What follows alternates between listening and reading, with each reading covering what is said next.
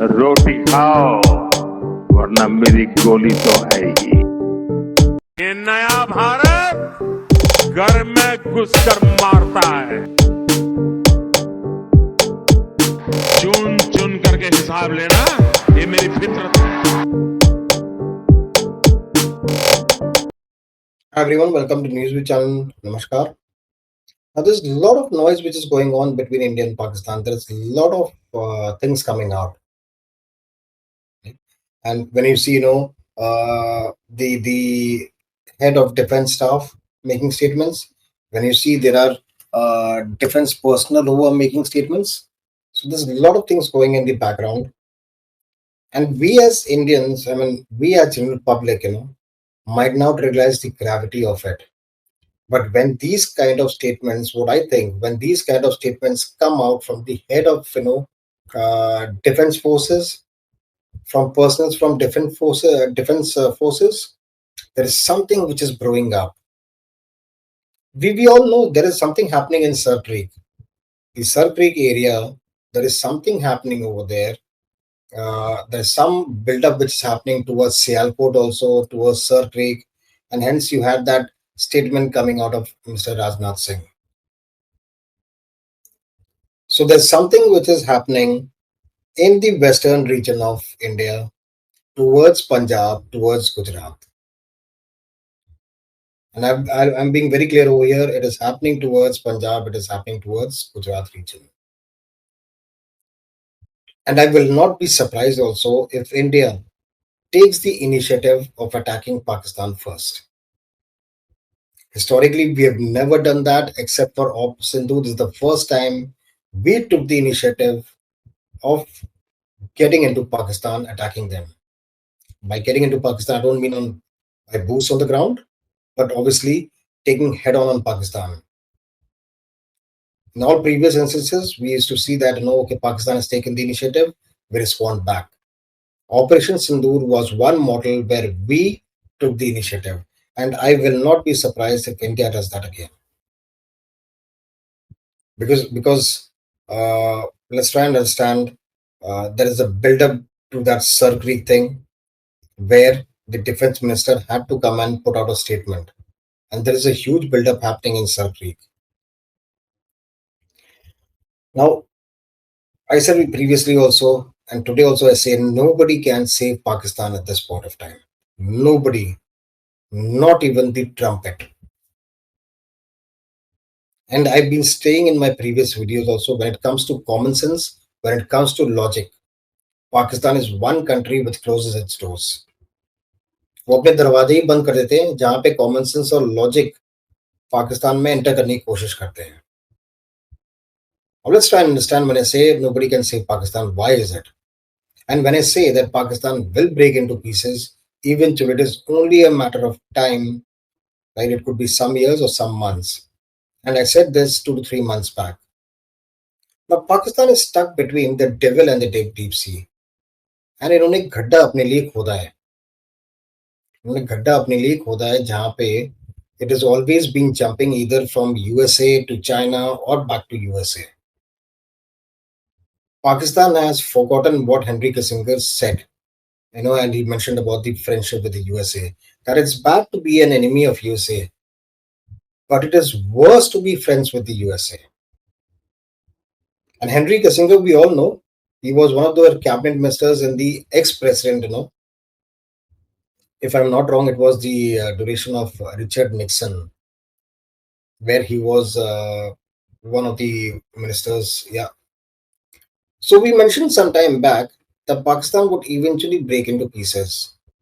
See, Pakistan has descended into chaos. If today you look at it, they've all descended into chaos.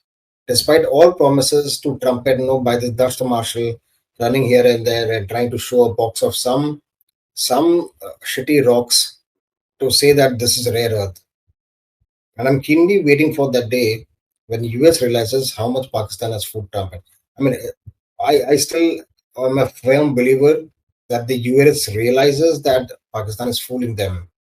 But US being US, they would require something out of Pakistan. Hence, they are near and dear to Pakistan in these days. So you don't see rare earth as an element. Please understand. You don't see rare earth as an element. It's very difficult to take it out. It's not rare. Rare earth elements are not rare. It is available. It is available in the ore, but it's very difficult to take it out. And it's how do you say that? It's available in small quantities, and it's available in all the ores in the land. Now, main thing what Trumpet has told both is Thus Marshall and their prime minister, who is not so Sharif, who's not so Sharif also, is that they would be a part of the coalition and they have to put boots on the ground. This is very critical.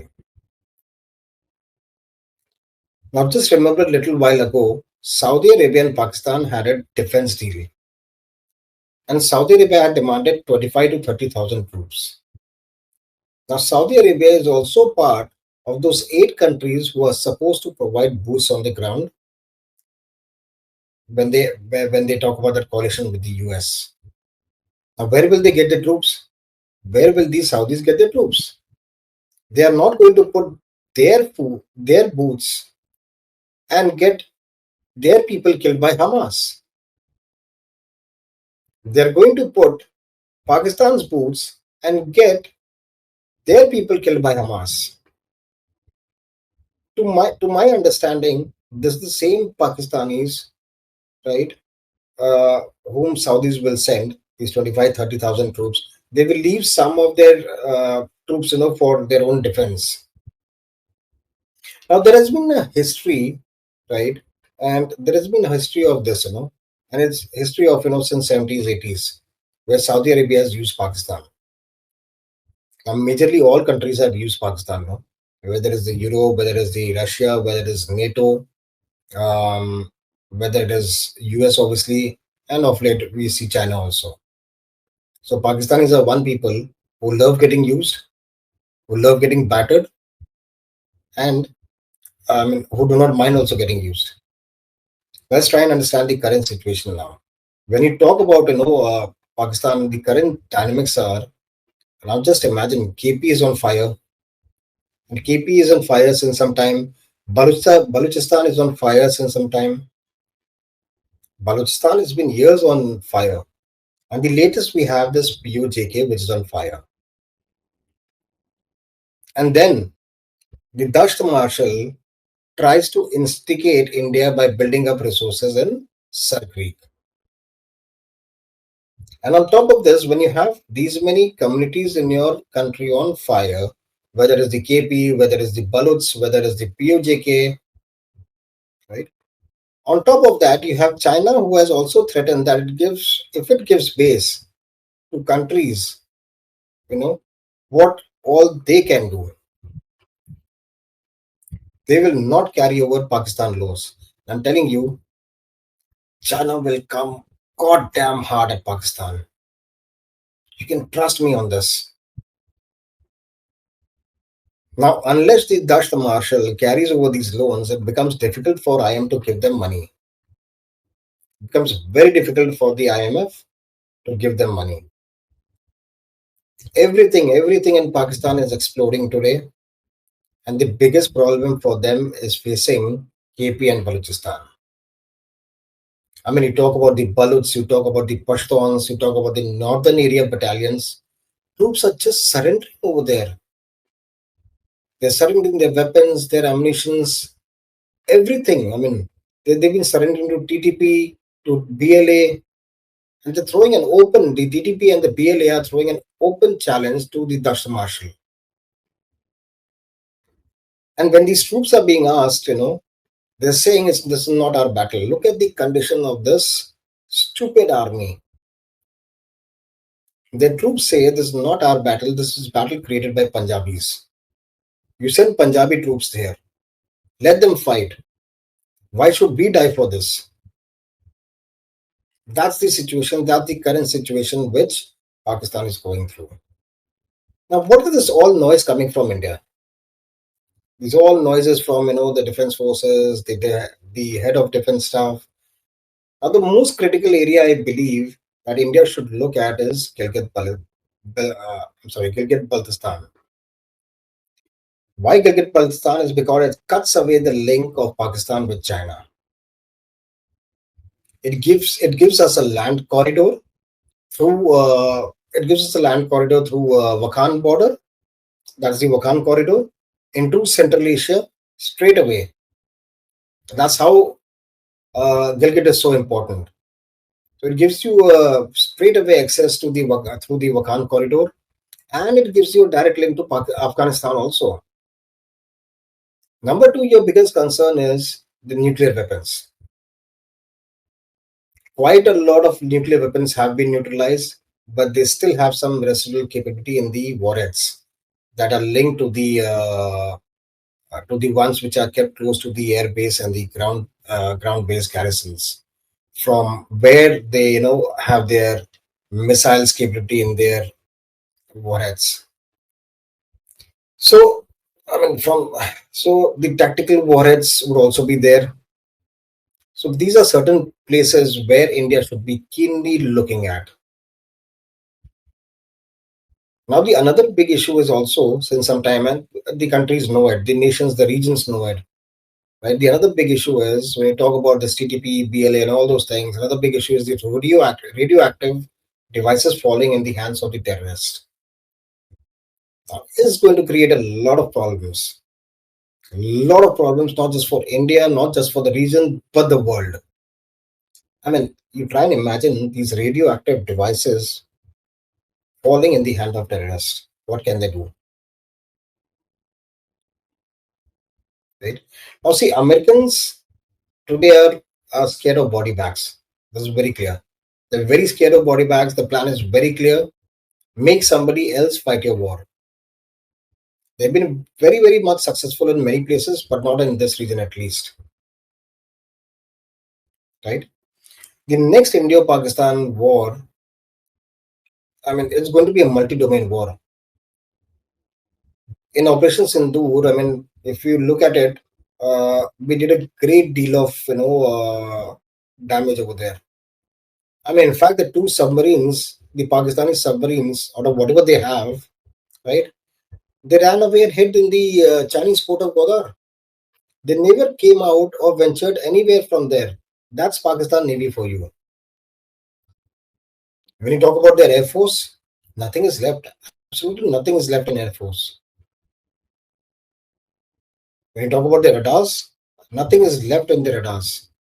The communication route through which their strategic communication, operational or tactical communications go through, nothing is left. Everything is gone.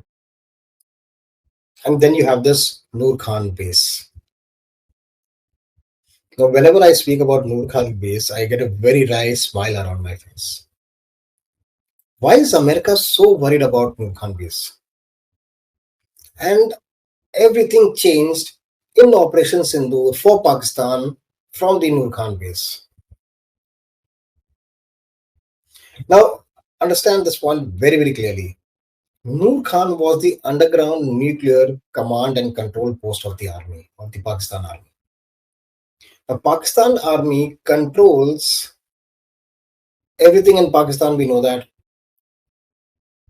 Now, this underground, and when it comes to Noor Khan base, I'm saying again, understand this, Noor Khan was the underground nuclear command and control post. Right? Now, Noor Khan was also the strategic communication grid, made over there at the Noor Khan base was done by the Americans. The GE had made it. GE had constructed this entire thing, and they had spent approximately 500 to 600 million dollars for it. It's an underground nuclear facility which is supposed to withstand any nuclear attack. We converted this into rebels. We totally converted them into scrap with conventional weapons. So they have to go back to the drawing board again and understand and redraw the entire framework once again. Now, most of the ENTP, the ENTP radars, these are all American radars over there. we not only destroyed them, we jammed them. So try and understand the criticality of this. The ENTP radars, we not only destroyed them, we jammed them also. So today, in any position, I don't think Pakistan is in a position to get into a war pretty soon. But Pakistan being Pakistan, we know it very well. Common sense and logic, and Pakistan are North Pole and South Pole. So I'm not so sure how Pakistan will fight their war. Also try to understand Americans have and the Saudis have demanded one full core equivalent of troops. When you talk about that coalition, Indonesia has promised to 20,000 troops approximately. Pakistan has to give 25-30,000 troops to Saudi Arabia, right? Pakistan has to also give into some coalition part. So Pakistan has to give for Saudi Arabia's defense also some troops to the coalition also. We are talking about 30-40,000 troops. That is equivalent to one corps in fact. Now, whom do they take out if they have to get into a war also? Whom does Pakistan take out? They cannot take out 11 corps, which is in Peshawar now. Though they can forget it, right? They cannot take out also 12 corps. They are stuck in Quetta in Balochistan. That they cannot take out. 10 corps, which is near Rawalpindi. What does he do when JNK, POJK is on fire? Now, Pakistan will be worried that Gilgit-Baltistan, right, also goes on fire. Then what do they do? 30 corps they cannot take out is because its borders, your borders are Punjab and Jammu and Kashmir. They're only left with 4 corps, 31 corps, and 5 corps, and maybe 1 or 2 corps more.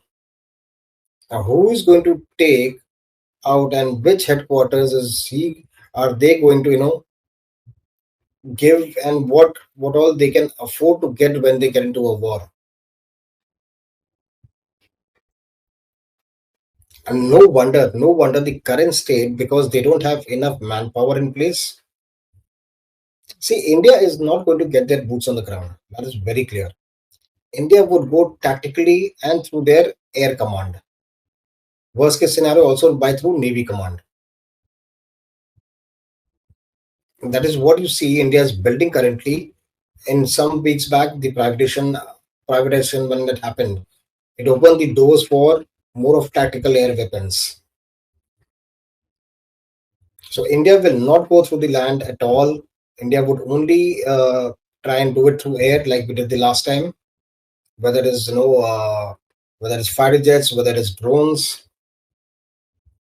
So the current situation and state of Pakistan is pathetic to say the least. And they're going to get into the dumps. Today they are stuck between the devil and the deep sea. And the day is not far, right, when the history and the geography of Pakistan will be rewritten.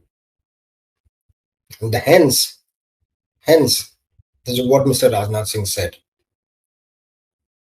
As I said earlier, what information these people have, we as general public do not have that. And there's something which is very critical which is happening. There's something which is very critical happening towards the west side of the Indian border. And that is where you see these statements are coming out. So that's about it for today. Thank you for watching the episode. Have a nice day. And yes, please subscribe to the channel for more such videos, more such episodes. Thank you.